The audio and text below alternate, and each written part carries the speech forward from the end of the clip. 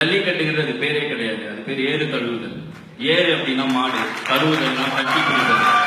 ஆக ஏறு தழுவல் அப்படிங்கிறது மாட்டோட கொம்புல தள்ளி காசுகளை வைத்து அதை கட்டி வைப்பாங்க.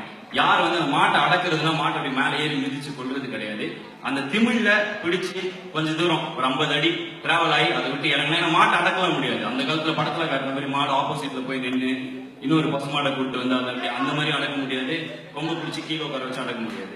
மாடு மேல தழுவி மாடை தழுவி அந்த ஏரை தழுவி சென்று 50 அடி தூரம் விட்டுட்டா அந்த சல்லி காசு அவனுக்கு, அந்த தங்க காசுகள் அவனுக்கு. ஏன் இதை செய்யணும் அப்படின்னா பசுமாடு பால் கொடுக்கும்.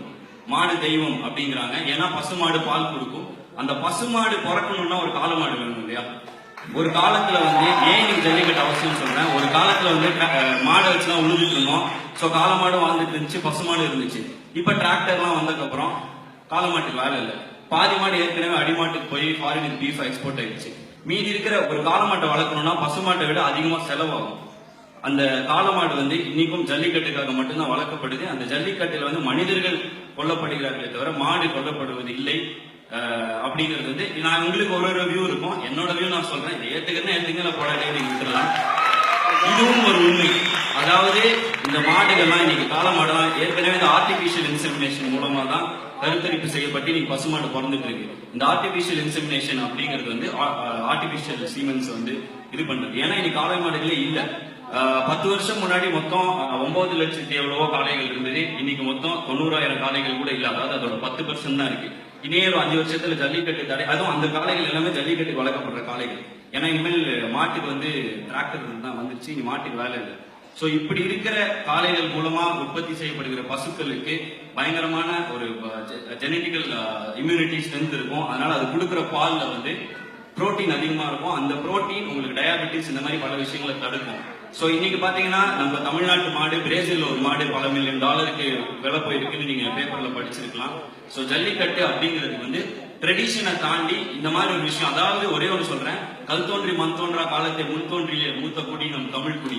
எல்லா விஷயத்திலும் ஏதோ ஒரு சயின்ஸ் பின்னாடி ஒதுக்கிட்டு இருக்கு. நீங்க இந்துவிசம் மதம்லாம் பார்க்காதீங்க. மதத்துக்கு முன்னாலே தோன்றியது நம் தமிழ். ஆக அராப்பா மகஞ்சதாரோ காலத்துல பாத்தீங்கன்னா அந்த காலத்திலேயே ஒரு காளமாடோட அவங்களோட காயின்ஸ் எல்லாம் இருந்திருக்கு. சோ அந்த இன்ஸ்கிரிப்ஷன்ஸ் எல்லாம் நீங்க பார்த்திருப்பீங்க.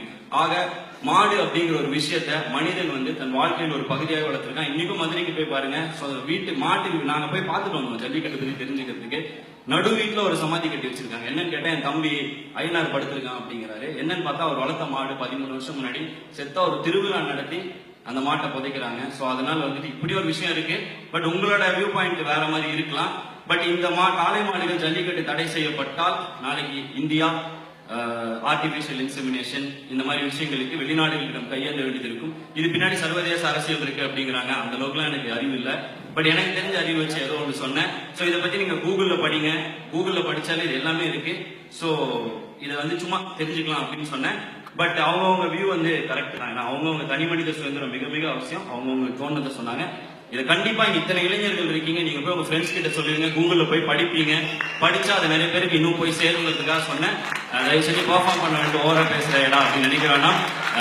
கண்டிப்பா இதை மற்றவங்களுக்கு பகிருங்க. Before I leave I would always say 1000 மொழிகள் கற்றாலும், எத்தனை மொழிகள் வந்தாலும், ஆங்கிலம் நமக்கு சோறு போட்டாலும், தமிழ் நம் அடையாளம்.